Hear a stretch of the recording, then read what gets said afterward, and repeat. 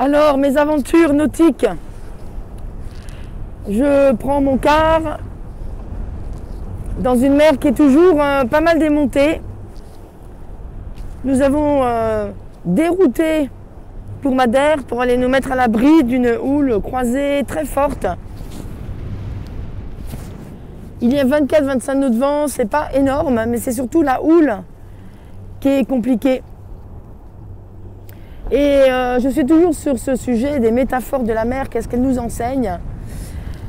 Alors pour moi, voilà 30 heures qu'on se fait vraiment bousculer, que le bateau gémit, craque, se cabre, tape. Et dans la préparation de mon voyage, je savais que le Gascogne était compliqué à passer en hiver. Et pour faire le Gascogne, j'avais un skipper pro avec moi qui devait entre autres rejoindre un autre bateau. Et puis finalement, le départ de Cascais au Portugal vers les Canaries devait être assez cool. Et la météo nous fait des surprises avec cette houle, cette très grosse houle. Et on a quand même eu 30 nœuds de vent cette nuit, donc c'est quand même pas mal, surtout pour une première expérience, moi de skipper sur un aussi long traversée, et pour mes équipières. Et de fait, nous sommes deux vaillantes, et puis les benjamines, donc ce sont les vieilles, les sages-femmes, celles qui veillent, qui ont l'habitude de veiller, qui ont l'habitude de surveiller tous les critères. C'est-à-dire que pour nous, tout va bien. Tous les critères vont bien.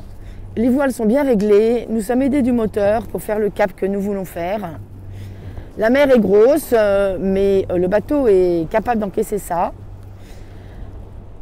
Et je veille. Et puis, comme par hasard, Stéphanie aussi, qui est vaillante, veille. Et elle a été vraiment un second extrêmement parfait.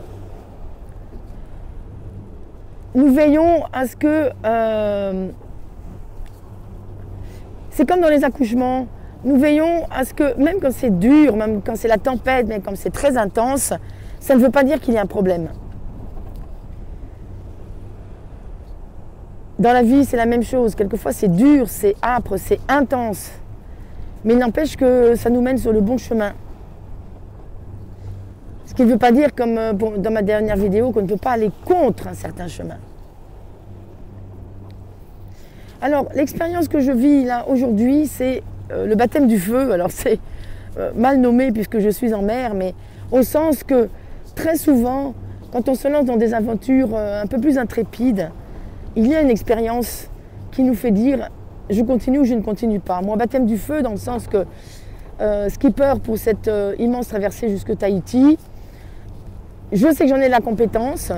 Néanmoins, je n'ai jamais été skipper au-delà d'une traversée vers la Corse. Et donc, comme par hasard, dès que je commence à faire une route dans ces nouvelles circonstances, eh bien, la vie me challenge. Enfin, la vie, c'est pas qu'elle me challenge, c'est qu'elle vérifie. Je suis en train de vérifier ma compétence finalement. Je suis en train de renforcer cette conviction que j'ai cette compétence. C'est juste les circonstances qui sont différentes. Je vérifie aussi, l'équipage est en train de vérifier. Qui c'est qui se sent de continuer ou pas.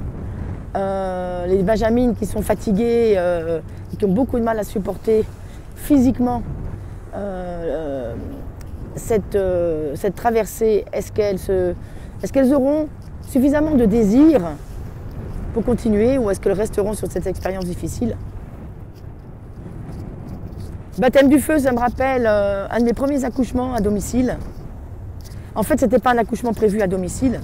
C'est une femme, je l'avais préparée, elle avait eu 2 césariennes, donc je lui avais dit c'est pas possible au domicile. Et elle avait trouvé une équipe médicale, enfin je l'avais aidé à trouver une équipe médicale qui serait prête à l'accompagner pour un accouchement naturel, enfin un accouchement voix basse, après 2 césariennes, ce qui est difficile pour trouver l'équipe. Et elle avait perdu confiance. Elle était sûre que l'équipe se débrouillerait pour lui refaire une césarienne. Et elle m'appelle, elle venait d'accoucher chez elle. je me précipite et pas de délivrance. Pas de délivrance. Au bout d'un moment, je me rends compte quand même qu'il y a quelque chose qui ne va pas. Je leur dis d'aller à l'hôpital sans... J'ai pas appelé les pompiers, je suis restée dans quelque chose de très soft. Et en fait, elle avait fait une rupture utérine.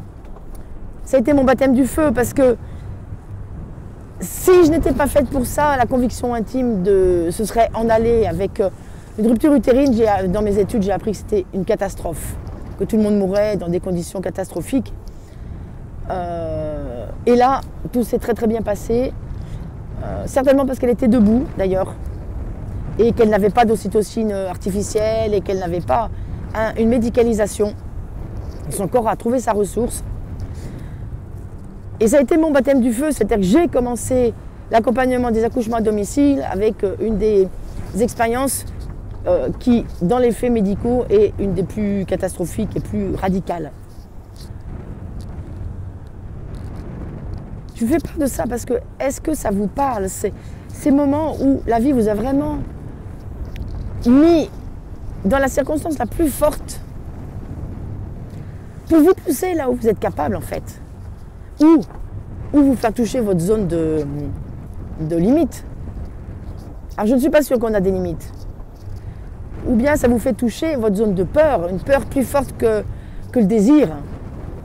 En fait, la vie nous propose toujours des circonstances qui nous mettront en lien avec notre désir ou notre peur. Si le désir est plus fort, l'aventure peut se jouer. Si la peur est la plus forte, l'aventure ne pourra pas se jouer. Voilà les métaphores de la mer, comment ça joue pour vous qui êtes sur Terre, qui êtes peut-être dans des aventures totalement différentes.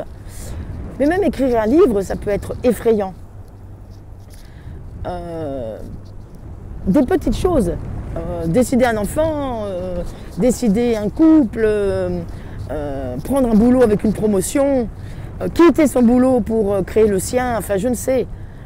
Chacun votre aventure, mais certainement, pour certains d'entre vous, au moment où vous commencez l'aventure, eh bien vous aurez un événement qui va vous bousculer à fond. J'ai une amie qui est en train de créer une entreprise, qui est en train de réussir. Je l'ai vue démarrer, elle est passée par des choses très intenses, très difficiles, et je l'ai vue rester verticale parce que la conviction intime était dans son ventre qu'elle avait ça à faire, qu'elle a ça à faire. Alors, comment ça vous parle, ce baptême du feu en mer? Voilà, alors on voit pas trop la houle sur les vidéos, c'est beaucoup plus impressionnant en vrai, mais c'est pas grave, c'était